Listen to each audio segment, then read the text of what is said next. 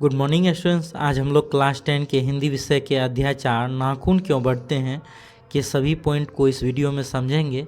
इस चैनल पर आपको सभी विषयों के सभी चैप्टर के वीडियो मिलेंगे। यदि किसी विषय के किसी चैप्टर का लिंक चाहिए तो आप हमारे व्हाट्सएप नंबर 7004496418 पर व्हाट्सएप SMS करके लिंक को प्राप्त कर सकते हैं। तो पहले हम लोग लेखक परिचय हजारी प्रसाद द्विवेदी जी के बारे में जानते हैं। आचार्य हजारी प्रसाद द्विवेदी का जन्म सन 1907 ईस्वी में आरत दुबे छपरा का बलिया उत्तर प्रदेश में हुआ। द्विवेदी जी का साहित्य कर्म भारतवर्ष के साहित्य इतिहास की रचनात्मक परिणति है।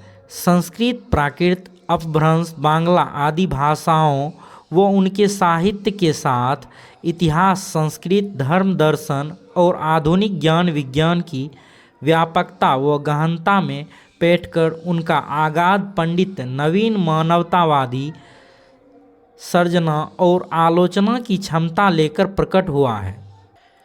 वे ज्ञान बोध को और पंडित की सौहृदयता में ढालकर एक ऐसा रचना संसार हमारे सामने उपस्थित करते हैं जो विचार की तेजस्विता, कथन के लालित्य और बंध की शास्त्रीयता का संगम है।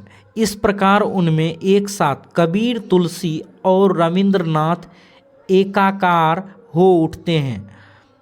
उनकी सांस्कृतिक दृष्टि अपूर्व है। उसके अनुसार भारतीय संस्कृति किसी एक जाति की देन नहीं बल्कि समय समय पर उपस्थित अनेक जातियों के श्रेष्ठ संसाधनों के लवणनीड़ संयोग से विकसित हुई है। द्विवेदी जी की प्रमुख रचनाएं हैं अशोक के फूल, कल्पलता, विचार और वितर्क, कटुज, विचार प्रवाह, आलोक पर्व, प्राचीन के कलात्मक विनोद, निबंध संग्रह, बाण भट्ट की आत्मकथा, चंद्रू चंद्रलेख, पुनर्नवा, अनामदास का पोथा उपन्यास है ये, सूर साहित्य, कबीर, मध्यकालीन बोध का स्वरूप, नाथ संप्रदाय, कालिदास की लालित्य योजना, हिंदी साहित्य का आदिकाल, हिंदी साहित्य की भूमिका, हिंदी साहित्य उद्भव और विकास, आलोचना, साहित्योतिहास, संदेश राशक, पृथ्वीराज रासो, नाथ सिद्धों की बानियाँ, ग्रंथ संपादन, विश्व भारती, शांति निकेतन पत्रिका का संपादन। द्विवेदी जी को आलोक पर्व पर साहित्य अकादमी पुरस्कार, भारत सरकार द्वारा पद्म भूषण सम्मान एवं लखनऊ विश्वविद्यालय द्वारा लीट की उपाधि मिली। वे काशी हिंदू विश्वविद्यालय, शांति निकेतन विश्वविद्यालय, चंडीगढ़ विश्वविद्यालय आदि में प्रोफेसर एवं प्रशासनिक पदों पर रहे। सन 1979 में दिल्ली में उनका निधन हुआ। हजारी प्रसाद द्विवेदी ग्रंथावली से लिए गए प्रस्तुत निबंध में प्रख्यात लेखक और निबंधकार का मानववादी दृष्टिकोण प्रकट होता है। इस ललित निबंध में लेखक ने बार बार काटे जाने पर भी बढ़ जाने वाले नाखूनों के बहाने अत्यंत सहज शैली में सभ्यता और संस्कृति की विकास गाथा उद्घटित कर दिखाई है।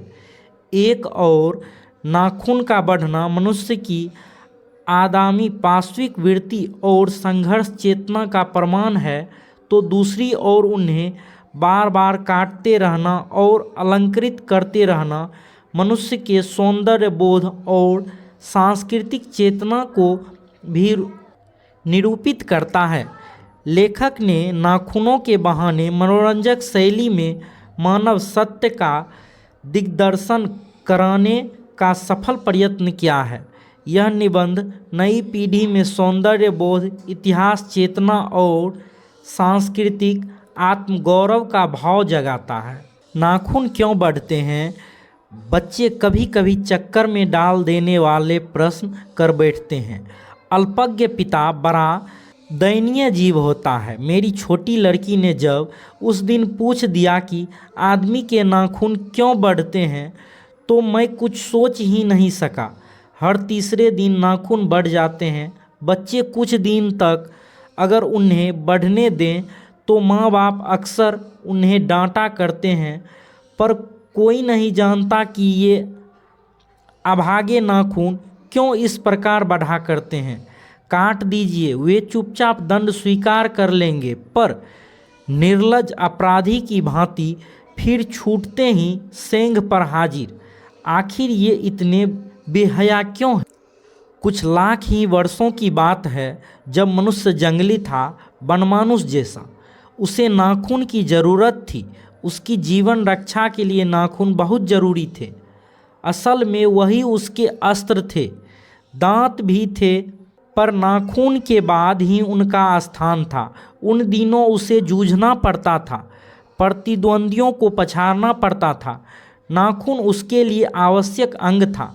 फिर धीरे धीरे वह अपने अंग से बाहर की वस्तुओं का सहारा लेने लगा।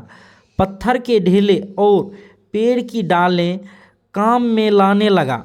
रामचंद्र जी की वानरी सेना के पास ऐसे ही अस्त्र थे। उसने हड्डियों के भी हथियार बनाए। इन हड्डी के हथियारों में सबसे मजबूत और सबसे ऐतिहासिक था देवताओं के राजा का वज्र, जो दधिये मुनि की हड्डियों से बना था। मनुष्य और आगे बढ़ा। उसने धातु के हथियार बनाए। जिनके पास लोहे के अस्त्र और शस्त्र थे वे विजयी हुए। देवताओं ने राजा तक को मनुष्यों के राजा से इसलिए सहायता लेनी पड़ती थी कि मनुष्यों के पास लोहे के अस्त्र थे। असुरों के पास अनेक विद्याएं थीं, पर लोहे के अस्त्र नहीं थे। शायद घोड़े भी नहीं थे। आर्यों के पास ये दोनों चीज़ें थीं। आर्य विजयी हुए। फिर इतिहास अपनी गति से बढ़ता गया। नाग हारे, सुपर्ण हारे, यक्ष हारे, गंधर्व हारे, असुर हारे, राक्षस हारे। लोहे के अस्त्रों ने बाजी मार ली। इतिहास आगे बढ़ा। पलीते वाली बंदूकों ने, कारतूसों ने, तोपों ने, बमों ने, बम वर्षक वायुयानों ने इतिहास को किस कीचड़ भरे घाट तक घसीटा है, यह सबको मालूम है। नखधर मनुष्य अब एटम बम पर भरोसा करके आगे की ओर चल पड़ा है, पर उसके नाखून अब भी बढ़ रहे हैं। अब भी प्रकृति मनुष्य को उसके भीतर वाले अस्त्र से वंचित नहीं कर रही है। अब भी वह याद दिला देती है कि तुम्हारे नाखून को भुलाया नहीं जा सकता। तुम वही लाख वर्ष के पहले के नख दंतालंबी जीव हो, पशु के साथ एक ही सतह पर विचरण करने वाले और चरने वाले। ततः किम, मैं हैरान होकर सोचता हूँ कि मनुष्य आज अपने बच्चों को नाखून न काटने के लिए डांटता है। किसी दिन कुछ थोड़े लाख वर्ष पूर्व वह अपने बच्चों को नाखून नष्ट करने पर डांटता रहा होगा, लेकिन प्रकृति है कि वह अब भी नाखून को जिलाए जा रही है, और मनुष्य है कि वह अब भी उसे काटा जा रहा है। वे कमबख्त रोज बढ़ते हैं क्योंकि वे अंधे हैं, नहीं जानते कि मनुष्य को इससे कोटि कोटि गुना शक्तिशाली अस्त्र मिल चुका है। मुझे ऐसा लगता है कि मनुष्य अब नाखून को नहीं चाहता। उसके भीतर बर्बर युग का कोई अवशेष रह जाए, यह उससे असहाय है। लेकिन यह भी कैसे कहूँ, नाखून काटने से क्या होता है? मनुष्य की बर्बरता घटी कहाँ है? वह तो बढ़ती ही जा रही है। मनुष्य के इतिहास में हिरोशिमा का हत्याकांड बार बार थोड़े ही हुआ है। यह तो उसका नवीनतम रूप है। मैं मनुष्य के नाखून की ओर देखता हूँ तो कभी कभी निराश हो जाता हूँ। ये उसकी भयंकर पाशवी वृत्ति के जीवंत प्रतीक है। मनुष्य की पशुता को जितनी बार भी काट दो वह मरना नहीं जानती। कुछ हजार साल पहले मनुष्य ने नाखून को सुकुमार विनोदों के लिए उपयोग में लाना शुरू किया था। वात्स्यायन के कामसूत्र से पता चलता है कि आज से 2000 वर्ष पूर्व पहले का भारतवासी नाखूनों को जम के संवारता था। उनके काटने की कला काफ़ी मनोरंजक बताई गई है। त्रिकोण, वर्तुलाकार, चंद्राकार, दांतुल आदि विविध आकृतियों के नाखून उन दिनों विलासी नागरिकों के ना जाने किस काम आया करते थे। उनको शिकस्त मोम और अलकत आलता से यत्नपूर्वक रगड़कर लाल और चिकना बनाया जाता था। गौड़ देश के लोग उन दिनों बड़े बड़े नखों को पसंद करते थे और दाक्षिणात्य लोग छोटे नखों को। अपनी अपनी रुचि है, देश की भी और काल की भी, लेकिन समस्त अधोगामिनी वृत्तियों को और नीचे खींचने वाली वस्तुओं को भारतवर्ष ने मनुष्योचित बनाया है। यह बात चाहूँ भी तो भूल नहीं सकता। मानव शरीर का अध्ययन करने वाले प्राणी विज्ञानियों का निश्चित मत है कि मानव चित्त की भांति मानव शरीर में भी बहुत सी अभ्यास जन्य सहज वृत्तियाँ रह गई है। दीर्घकाल तक उनकी आवश्यकता रही है।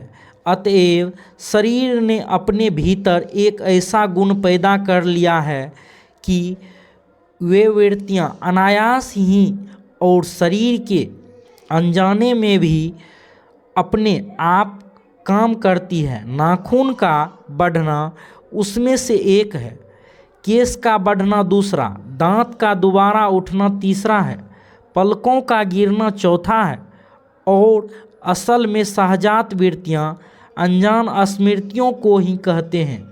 हमारी भाषा में इसके उदाहरण मिलते हैं। अगर आदमी अपने शरीर की, मन की और वाक की अनायास घटने वाली वृत्तियाँ के विषय में विचार करें तो उसे अपनी वास्तविक प्रकृति पहचानने में बहुत सहायता मिले। पर कौन सोचता है? सोचना तो क्या उसे इतना भी पता नहीं चलता कि उसके भीतर नख बढ़ा लेने की जो सहजात वृत्ति है वह उसके पाशुत्व का प्रमाण है। उन्हें काटने की जो प्रवृत्ति है वह उसकी मनुष्यता की निशानी है। और यद्यपि पाशुत्व के चिन्ह उसके भीतर रह गए हैं पर वह पाशुत्व को छोड़ चुका है। पशु बनकर वह आगे नहीं बढ़ सकता, उसे कोई और रास्ता खोजना चाहिए। अस्त्र बढ़ाने की प्रवृत्ति मनुष्यता की विरोधिनी है। यदि आप टॉपर्स एकेडमी नंबर 1 चैनल पर नए हैं तो चैनल को सब्सक्राइब करके बेल आइकन दबाकर ऑल पर क्लिक कर दें ताकि शिक्षा से संबंधित अनेकों जानकारी आप तक पहुँचे। मेरा मन पूछता है किस ओर मनुष्य किस ओर बढ़ रहा है, पशुता की ओर या मनुष्यता की ओर, अस्त्र बढ़ाने की ओर या अस्त्र काटने की ओर। मेरी निर्बोध बालिका ने मानो मनुष्य जाति से ही प्रश्न किया है। जानते हो नाखून क्यों बढ़ते हैं? यह हमारी पशुता के अवशेष हैं। मैं भी पूछता हूँ, जानते हो ये अस्त्र शस्त्र क्यों बढ़ रहे हैं? ये हमारी पशुता की निशानी है। भारतीय भाषाओं में प्रायः ही अंग्रेजी के इंडिपेंडेंस शब्द का समानार्थक शब्द नहीं व्यवहृत होता। 15 अगस्त को जब अंग्रेजी भाषा के पत्र इंडिपेंडेंस की घोषणा कर रहे थे, देसी भाषा के पत्र स्वाधीनता दिवस की चर्चा कर रहे थे। इंडिपेंडेंस का अर्थ है अनधीनता या किसी की अनधीनता का अभाव, पर स्वाधीनता का शब्द का अर्थ है अपने ही अधीन रहना।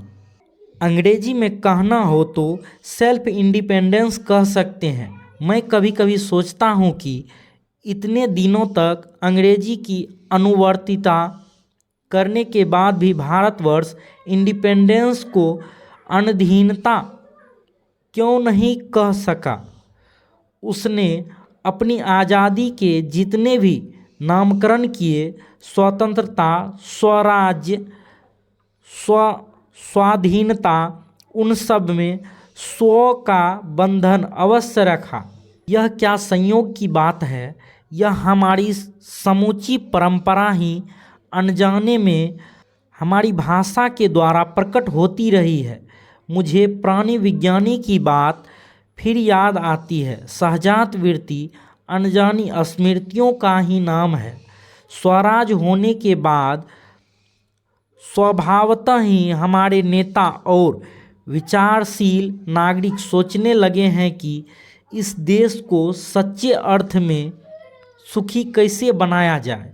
हमारे देश के लोग पहली बार यह सब सोचने लगे हों, ऐसी बात नहीं है। हमारा इतिहास बहुत पुराना है।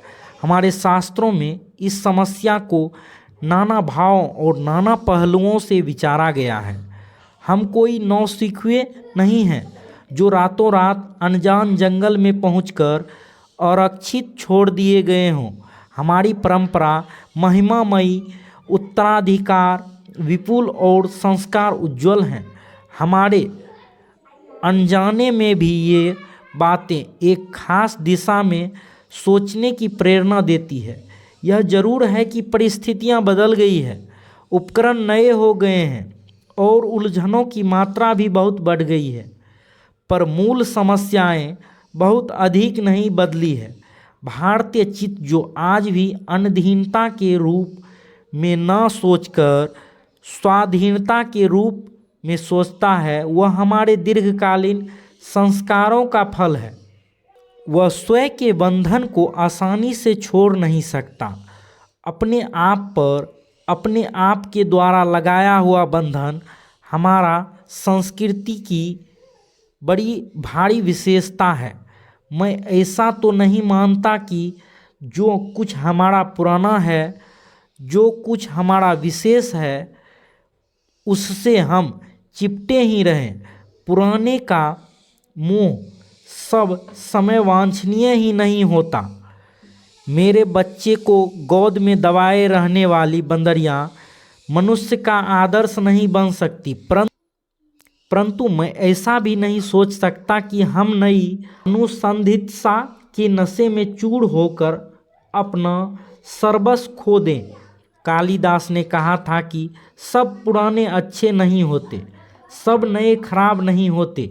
भले लोग दोनों की जांच कर लेते हैं, जो हितकर होता है उसे ग्रहण करते हैं, और जो मूढ़ लोग दूसरे के इशारे पर भटकते रहते हैं, सो हमें परीक्षा करके हितकर बात सोच लेनी होगी। और अगर हमारे पूर्व संचित भंडार में वह हितकर वस्तु निकल आवे तो इससे बढ़कर और क्या हो सकता है। जातियां इस देश में अनेक आई है, लड़ती झगड़ती भी रही है, फिर प्रेम पूर्वक बस भी गई हैं। सभ्यता की नाना सीढ़ियों पर खड़ी और नाना और मुख करके चलने वाली इन जातियों के लिए एक सामान्य धर्म खोज निकालना कोई सहज बात नहीं थी। भारतवर्ष के ऋषियों ने अनेक प्रकार से इस समस्या को सुलझाने की कोशिश की थी, पर एक बात उन्होंने लक्ष्य की थी। समस्त वर्णों और समस्त जातियों का एक सामान्य आदर्श भी है, वह है अपने ही बंधनों से अपने को बांधना। मनुष्य पशु से किस बात से भिन्न है। आहार निद्रा आदि पशु सुलभ स्वभाव उसके ठीक वैसे ही हैं जैसे अन्य प्राणियों के, लेकिन वह फिर भी पशु से भिन्न है।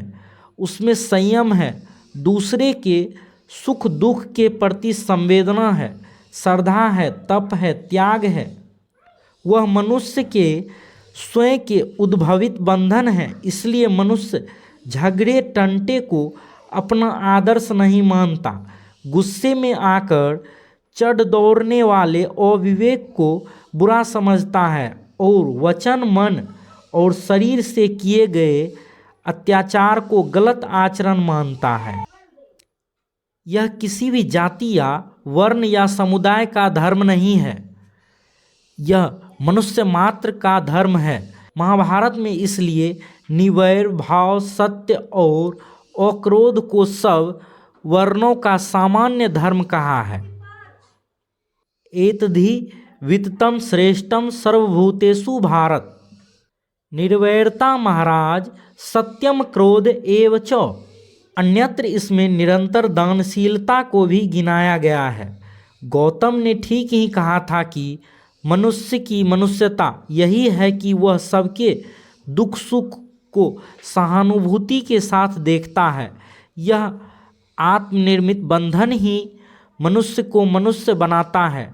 अहिंसा, सत्य और क्रोध मूलक धर्म का मूल उत्स यही है। मुझे आश्चर्य होता है कि अनजान में भी हमारी भाषा में यह भाव कैसे रह गया है। लेकिन मुझे नाखून के बढ़ने पर आश्चर्य हुआ था। अज्ञान सर्वत्र आदमी को पछाड़ता है और आदमी है कि सदा उससे लोहा लेने को कमर कसे हैं। मनुष्य को सुख कैसे मिलेगा? बड़े बड़े नेता कहते हैं वस्तुओं की कमी है और मशीन बैठाओ और उत्पादन बढ़ाओ और धन की वृद्धि करो और बाह्य उपकरणों की ताकत बढ़ाओ।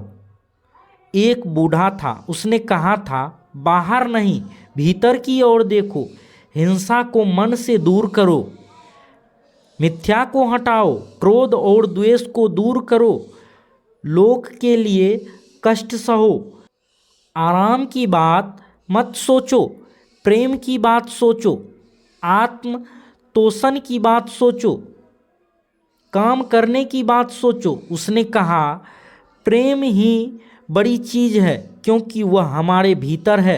उच्छृंखलता पशु की प्रवृत्ति है, स्व का बंधन मनुष्य का स्वभाव है। बूढ़े की बात अच्छी लगी या नहीं पता नहीं, उसे गोली मार दी गई। आदमी के नाखून बढ़ने की प्रवृत्ति ही हावी हुई। मैं हैरान होकर सोचता हूँ बूढ़े ने कितनी गहराई में बैठकर मनुष्य की वास्तविक चरितार्थता का पता लगाया था। ऐसा कोई दिन आ सकता है जबकि मनुष्य के नाखूनों का बढ़ना बंद हो जाएगा। प्राणी शास्त्रियों का ऐसा अनुमान है कि मनुष्य का अनावश्यक अंग उसी प्रकार झड़ जाएगा जिस प्रकार उसकी पूंछ झड़ गई है। उस दिन मनुष्य की पशुता भी लुप्त हो जाएगी। शायद उस दिन वह मारणास्त्रों का प्रयोग भी बंद कर देगा। तब तक इस बात से छोटे बच्चों को परिचित करा देना वांछनीय जान पड़ता है कि मनुष्य की अपनी इच्छा है, अपना आदर्श है। बृहत्तर जीवन में अस्त्र शस्त्रों का बढ़ने देना मनुष्य की अपनी इच्छा की निशानी है और उनकी बाढ़ को रोकना मनुष्यत्व का तकाजा है। मनुष्य में जो घृणा है, जो अनायास बिना सिखाए आ जाती है, वह पशुत्व का घोतक है और अपने को संयत रखना, दूसरे के मनोभावों का आदर करना मनुष्य का स्वधर्म है। बच्चे यह जाने तो अच्छा हो कि अभ्यास और तप से प्राप्त वस्तुएं मनुष्य की महिमा को सूचित करती हैं। सफलता और चरितार्थता में अंतर है। मनुष्य मारण शस्त्रों के संचयन से, बाह्य उपकरणों के बहुमूल्य से उस वस्तु को पा भी सकता है जिसे उसने बड़े आडंबर के साथ सफलता नाम दे रखा है। परंतु मनुष्य की चरितार्थता प्रेम में है, मैत्री में है, त्याग में है, अपने को सबके मंगल के लिए निःशेष भाव से दे देने में है। नाखूनों का बढ़ना मनुष्य की उस अंध सहजात वृत्ति का परिणाम है जो उसके जीवन में सफलता ले आना चाहती है। उसको काट देने उस स्वनिर्धारित आत्मबंधन का फल है जो उसे चरितार्थता की ओर ले जाती है। कमबख्त नाखून बढ़ते हैं तो बढ़े, मनुष्य उन्हें बढ़ने नहीं देगा। तो यहाँ पे यह अध्याय समाप्त हुआ। आप लोगों के लिए आगे के वीडियो है जिसमें इस अध्याय के सभी प्रश्नों के उत्तर कराए गए हैं।